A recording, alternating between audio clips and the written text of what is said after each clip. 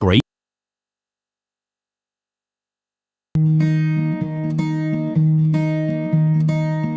When you see the whole world shaking and you feel your heart is breaking, take my hand, no hesitating. Oh,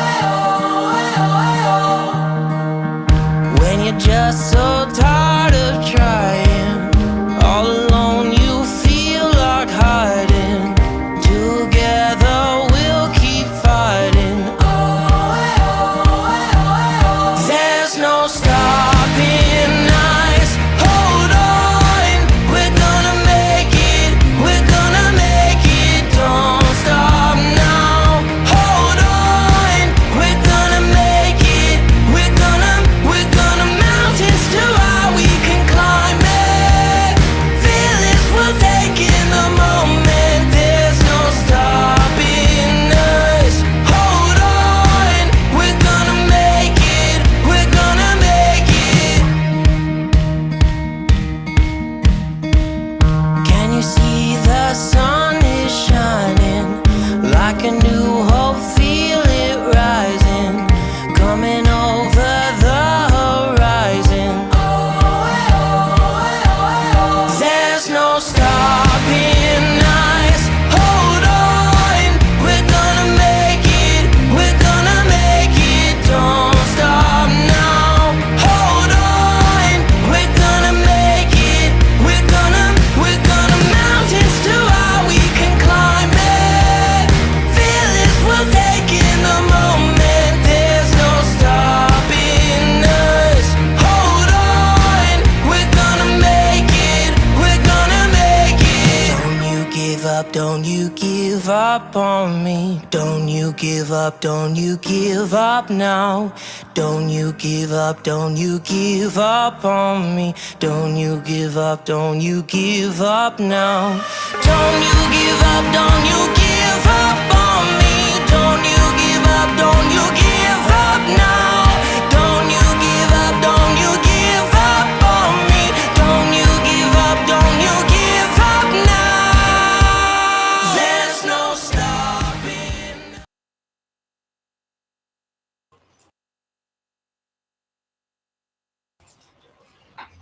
Good evening. I'm just checking the sound everywhere on Facebook and on my blog, and it goes to YouTube and a couple other places, Daily Motion. So I'm out there all over the place. So it's Saturday evening. No, it's interesting. It's 7:00. Just a couple of weeks ago, I will be coming home from the community pool going swimming, and it was still bright sunshine out. You know, in August it gets darker than around 7:30, but now it's like, it's complete night. It's only been a month from Labor Day, and how much the time changes, from daylight to evening time. And then soon when we move the clocks ahead, it's going to get darker even sooner. So that's what's happening right now. It's just a little notice. We have a lot of good things to talk about today. And I'm going to talk about some of the experiences I had this week in showing real estate. And I hope I have some good news for some people. And let's start our show, and we'll start off with our little introduction.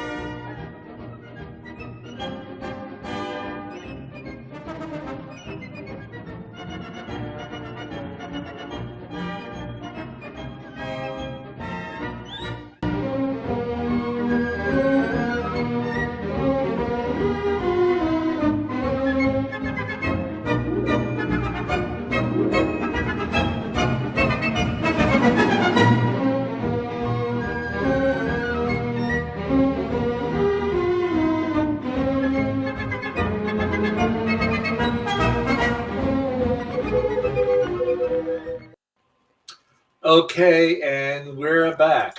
Okay, and we're back. So,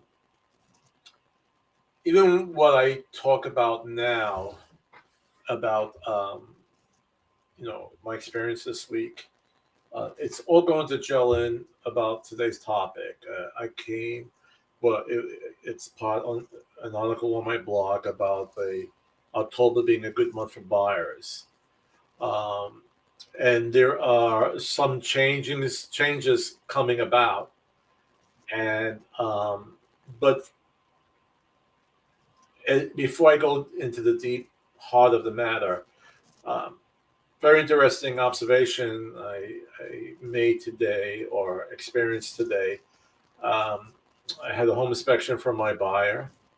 Um, we wrote this would have been the third contract, and we got it ratified, and we lost out on two other homes. Sometimes I think it was meant to be. This was like a great home for him, and but that's the type of market. And I mean, he's a fine young man. He's military, has great credit. Has good income coming in, and in today's market, we have to write three offers, and both my other offers were very well appreciated by the listing agent. Maybe that's what they all say. And then our contract was second, or there were two at the top, and my contract or our contract, and from another agent, that too was on the top. And we lost out on them because some bid a little bit higher, and some guaranteed the appraisal. Now, we talked about that last week, guaranteeing the appraisal. And what does that mean? It's a little review. Does anybody out there know what guaranteeing the appraisal is? Do I see anybody's hands? But it would mean that even if the appraisal comes out lower than the contracted price, the buyer will still purchase the house at that contracted price. You see, on the contract, if the appraisal does not come to the contracted price or higher, and that's what you as the buyer would like, because if it comes in higher, then you already have built-in equity when you buy that house, okay? But if it comes down lower, you have the right to renegotiate. You have the right also to continue with the contract and go to closing, but you have the right to renegotiate. And if you can't come to a mutual agreement on the price, you would have the right then, as a buyer, to request to be released from the contract, and you get your earnest money deposit back. Here, a common or the average earnest money deposit is $500, though some are asking for $1,000 now. And as with this situation, the seller asked for a $1,000 earnest money deposit. So, but when you guarantee the appraisal, you're agreeing to, no matter what, I will pay the price that we ratified the contract at. Okay. Now, I had to find out from the loan officer, like, really, what was my buyer's top, because if we bid higher, and let's say the house appraises at that price, can he or she still get the mortgage, right? You might be approved up to $290, but you settled at there was a bidding war, and let's say you went up to $295. Well, sometimes, even if you win that bid, you find out that the loan officer says, I can't do it.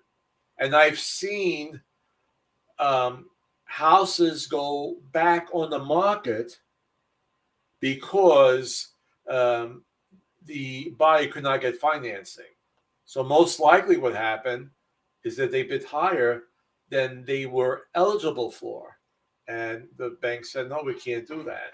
And they did not have the money to put down, that difference. So it gets a little more complicated. I mean, there are ways to get around it by putting down more money as your down payment on the house. But if the buyer doesn't have that money, most people right now are paying, the buyers, right, are paying their own closing costs.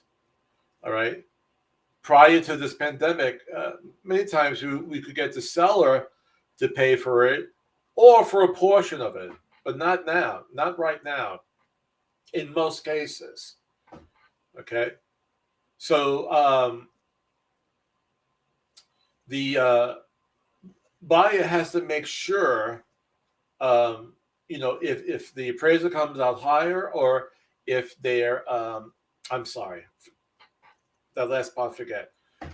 So if, for instance, if it's a situation where, there's a bidding war, you bid higher, you have to make sure, or your agent should make sure, to get in contact with the loan officer, that you could go up to 295 or 300,000. All right. And if you can't, you got to make up that difference. If you have the cash to make up that difference, then you'll be okay. If you have wealthy relatives and friends who would give you money as a gift, okay, meaning that you do not have to pay them back, and they write out a gift letter. Once they write out that gift letter, they could say, you got to pay me back. He said, but I have proof here. You gave it to me as a gift. I don't have to pay it back. So when someone gives you that money, you might make a little promise under the table, say, I'll pay you back, but legally you don't have to with that gift letter. Okay. So in the situation where you guarantee the appraisal, and let's say the appraisal came out to 285, and you did your escalation clause, or you had a bidding war and you did 295, you got to bring in $10,000 there, because the bank will only lend you the amount of the appraisal. Okay. They're not going to lend you more than that. So that's the situations we're having right now on getting deals done. And once I found out what was the highest my buyer could go to and what his cash position was, the next deal, we tailored it to best protect him. And we did guarantee the appraisal, but if it fell below a certain amount, then we would have the right to renegotiate. Because the house could be on the market for 290, and it appraises, let's say, at 270, just to take the worst case scenario. That's a $20,000 difference. All right. And you may just have enough money for a $10,000 difference. So it gets, it's a crazy market right now. Now, it's getting better, which is going to lead me. Well, one more point. And I need to, I've been very busy today, working, and this is just a flavored club soda, okay? And I was talking to the home inspector, and since many people are doing the home inspection for informational purposes only, and we talked about that last week as well. We had a guest in the audience. I repeated it this morning, that the live stream podcast, and it was a good one. And I might do it was really good. I might just do a little kind of like revamp that and do it again, or what they call repurpose. But anyway, what's happening too, and this is hurting the seller, so the buyer goes in and they do the home inspection, and then they find out, there's a lot of things wrong with it. Not major, not like there's cracks in the foundation, or the HVAC system is on its last legs, but smaller things. And then some buyers are saying, I'm going to walk, they're not going to do anything. I'm not a handyman, and I don't want to hire a handyman to do these little odd jobs. I'm backing out. I just want a house that I want to move in. I turn the key. I might just vacuum the rug or mop the floor, but that's all I want, So what's happening with a lot of these sellers, they back out. Their buyers will back out because it's only for informational purposes. They're not making any repairs.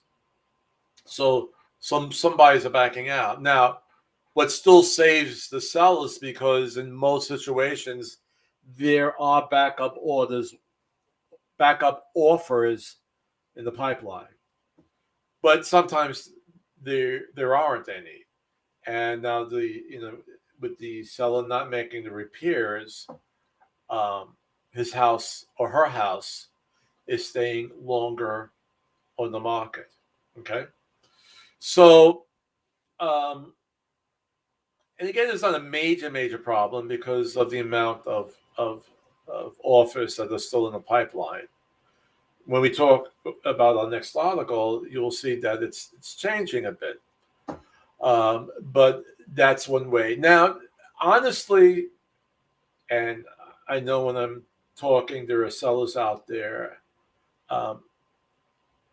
And with today's inspection we had, I would have liked the seller to make some of the repairs. And when I say repairs, it's not really repairs. It was being, some things were not done properly.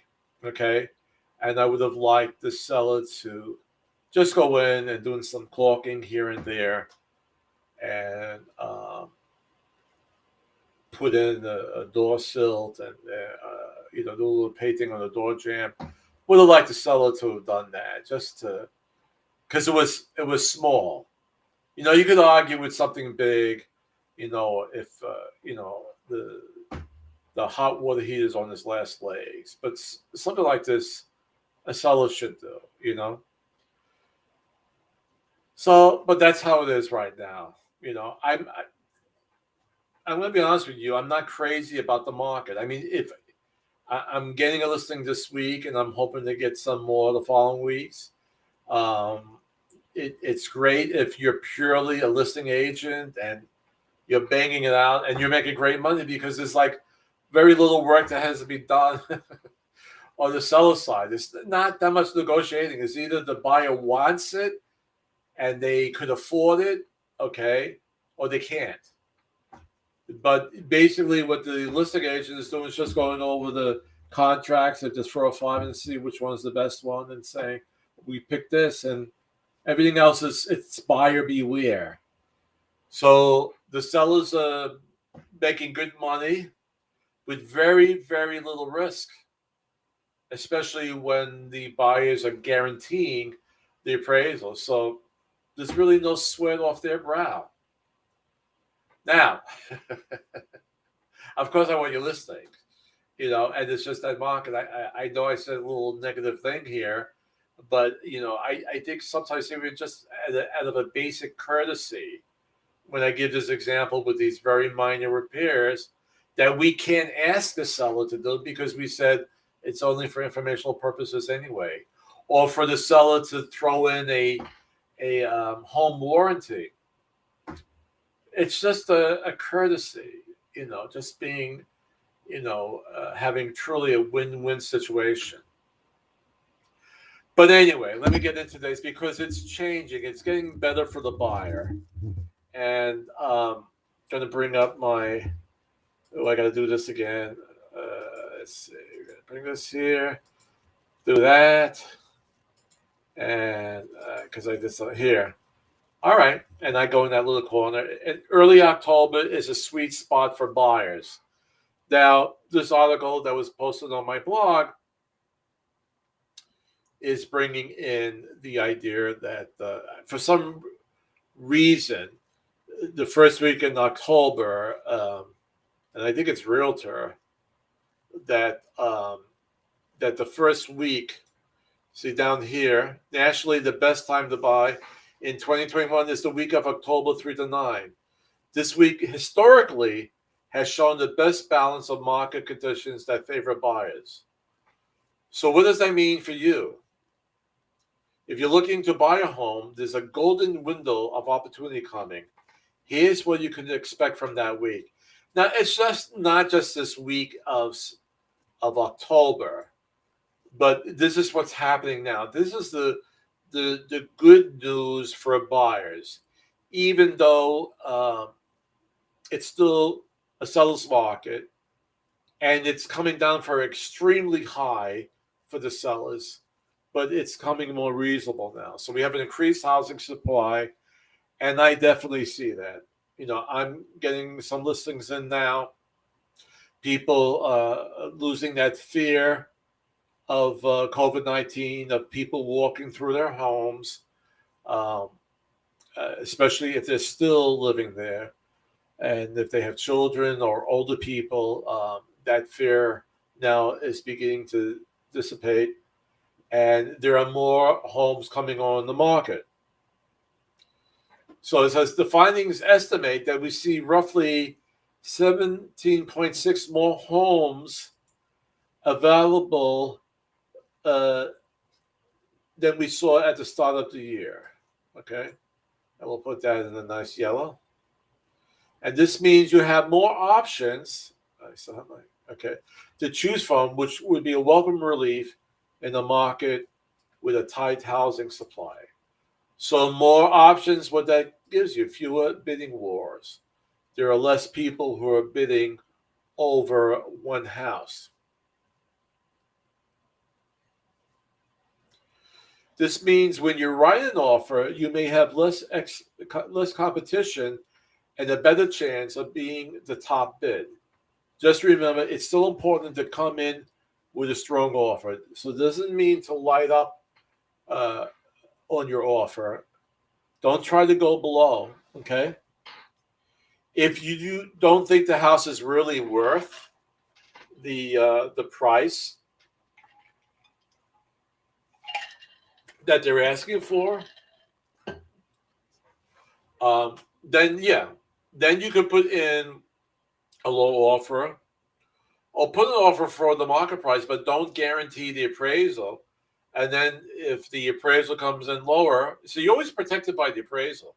You could renegotiate, okay? And then we talk about adjusted home prices. As we move into the end of the year, the findings from Realtor.com note this week may also be one of the peak weeks for price reductions in 2021. Historically, the data shows an average of 7% of the homes have a price reduction that week. And why is that? When housing supply ticks up, sellers need to look for other ways to make their house stand out. This means while home prices are still appreciating overall, let me see if I moved that. Hold on for a second. Okay. Very good. Very good. Because I was actually on the PDF file here. So this means when home prices are still appreciating overall, you may see homes with price adjustments from eager sellers. This process of closing a house takes time. To close before the end of the year, sellers may be more motivated this October. What I'm going to say on that is that, you see, usually after the summer, usually if we get into fall and we're approaching the holidays, the real estate market slows down a bit. I don't think that's going to happen now. I think it's going to be less crazy, as I said before. But I still think there will be many buyers out there. But historically in the past, because from spring to summer, that's the strongest season for real estate, it gets a little quiet in October, November, December. And then January, I've seen like right after holidays, it picks up again. Especially, in your warmer states. I don't know if maybe the people who've lived here all their lives may not see Virginia as a warm state, but I do. I mean, uh, once you get past January or so, temperatures begin to warm up. Now, you might have a horrible March, but you're not going to have uh, the snowstorms that we have up north. Now, the last time we had some snow was about 3 winters ago. And I know that because in 2019 we visited our eldest daughter who lives in Putnam Valley, New York, and so they we went to their local Kmart and I found these nice snow boots. Then I said, okay, I'm going to wear them when we get snow again, and I think the tags are still on it, and that little elastic string that holds the two shoes together on it. I haven't used them at all. Okay, so sometimes people will wait till it's more favorable to look for homes, unless they really have to move. But I don't see that here. I really don't. And I don't like staying with that adage that things slow down in the holidays. At times, back in Brooklyn, New York, when I was doing mostly rentals, because I was a high school teacher during the day teaching business. I hustled during I remember one time I had a lease signing on New Year's Eve, okay? And I was out there hustling, and I made good money in those holiday months. So it's all up to now this is more for agents, is how much you working your leads and out there marketing and placing ads. It could be busy for you all year round, but that's talking to my fellow realtors. But anyway, so I believe things are getting better for the home buyer. It's still great for the seller. And even as things get better for the home buyers, the sellers are still good because they have their home values have gone up and they're not going back down. So the sellers, no matter, will still be winning. Okay, they might be making more concessions coming up, but they'll still be ahead of the game. I mean, I'm not. They will be doing fine. All right. So let me show a video. I hope I got the video up here that I wanted to. Yes, I do. About how the market is cooling down right now. And let me show that video right now. Okay, let's put it on.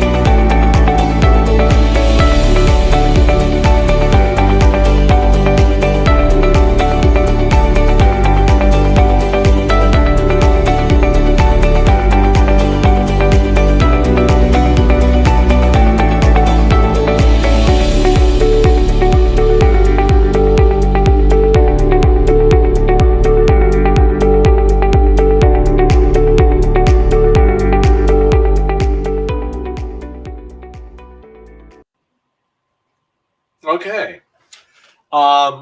If you follow through all the text in that video, DOM is days on market. So those days are increasing. So that's another signal that the market is cooling down.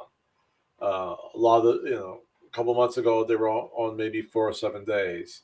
And I think that the um, the barometer on that, or the demarcation on that, is when the house goes pending. Um, and a few months ago, maybe a little more than a few months ago, people were foregoing the home inspection right off the bat, which is not a good idea. And now we're doing it for informational purposes only.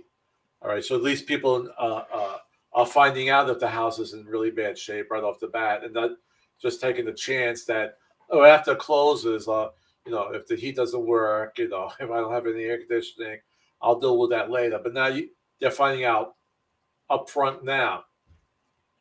So when you do not have a home inspection contingency, once you have a ratified contract and there's no other contingencies on it, like a home inspection or reading of a condo packet, or a homeowner association's packet, then it goes, right to pending.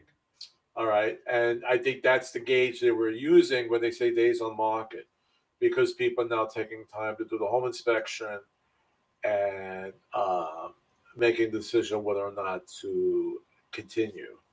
All right. And that's a good thing for the home buyers, because this way, unless you have loads and loads and loads of money, and if you move in a house and you find out the HVAC system is, it's on this last legs, and now you got a $20,000 expense. If that doesn't bother you, then you just deal with it. So I wanted to remind you that also that and take advantage of it. It's free. Okay, everybody likes free, and remember that I have my new fall things to consider when you're buying a home.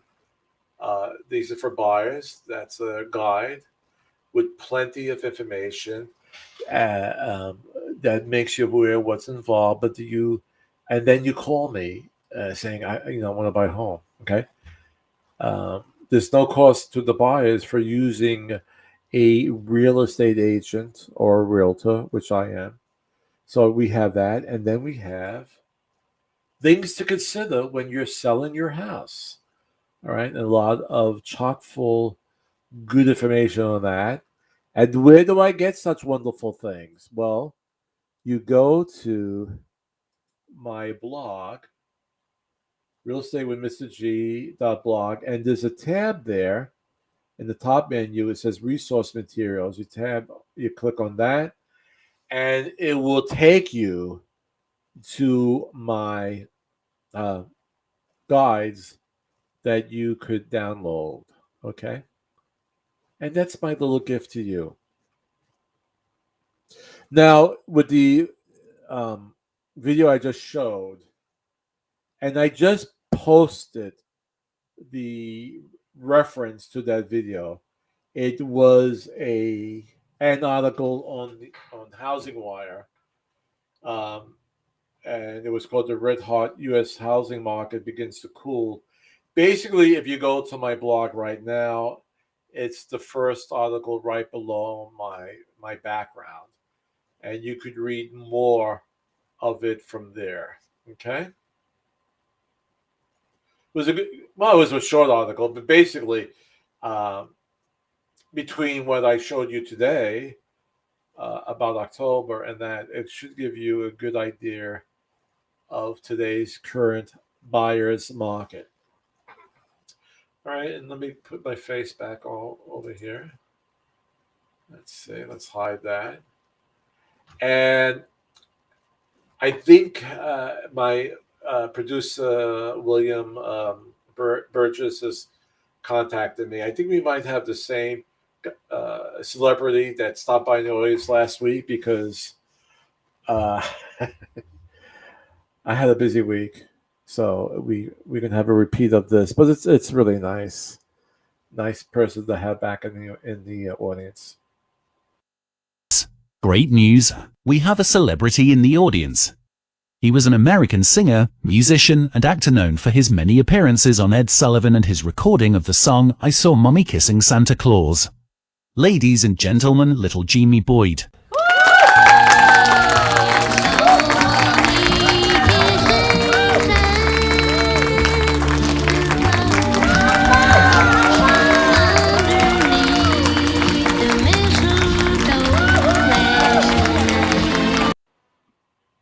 I'm glad he stopped by again. Thank you, little Jimmy Boyd, for stopping by and being in our audience. So that's it for this week.